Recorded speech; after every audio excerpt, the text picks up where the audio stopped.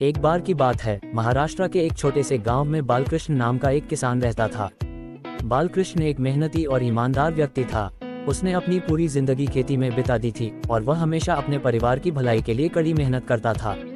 उसके पास थोड़ी सी जमीन थी जिस पर वह धान, गेहूं और कुछ सब्जियां उगाया करता था। बालकृष्ण के पास ज्यादा संपत्ति नहीं थी, लेकिन उसकी मेहनत और लगन उसे दूसरों से अलग बनाती थी। उसकी पत्नी राधा भी खेती के काम में उसका साथ देती थी। दोनों पति पत्नी अपने बच्चों के भविष्य के लिए दिन रात मेहनत करते थे। उनके 2 बच्चे थे, बड़ा बेटा रमेश और छोटी बेटी सुमन। दोनों बच्चे पढ़ाई में होशियार थे और अपने माता पिता की मेहनत को समझते थे। हर साल बालकृष्ण अपने खेत में फसल उगाने के लिए दिन रात मेहनत करता। मौसम अच्छा हो तो फसल अच्छी होती और बालकृष्ण को अपनी मेहनत का फल मिलता। लेकिन कई बार प्राकृतिक आपदाएं जैसे बाढ़, सूखा या तूफान उसकी सारी मेहनत पर पानी फेर देती। इसके बावजूद बालकृष्ण कभी हार नहीं मानता।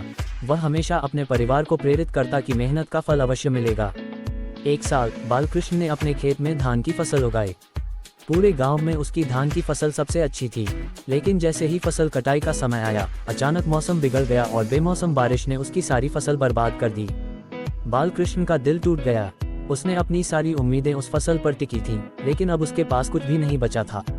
इस विपत्ति के समय में बालकृष्ण ने अपने गांव के सरपंच से मदद मांगी। सरपंच ने उसे हिम्मत दिलाई और कहा, बालकृष्ण, ये समय हिम्मत हारने का नहीं है। हमें अपनी मेहनत और ईमानदारी पर भरोसा रखना चाहिए। सरपंच की बातों ने बालकृष्ण को नई ऊर्जा दी। उसने अपने परिवार के साथ बैठकर सोच विचार किया और तय किया कि वह गांव के दूसरे किसानों के साथ मिलकर एक सहकारी समिति बनाएगा।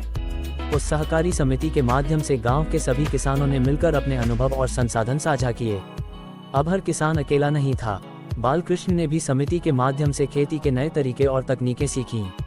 उसने अपने खेत में जैविक खेती शुरू की, जिससे उसकी फसलें पहले से भी बेहतर होने लगीं।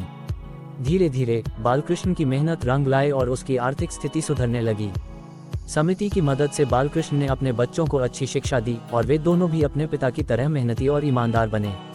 रमेश ने खेती में आधुनिक तकनीकों का उपयोग कर उसे और भी सफल बनाया, जबकि सुमन ने गांव के बच्चों को शिक्षा देने के लिए एक स्कूल खोला।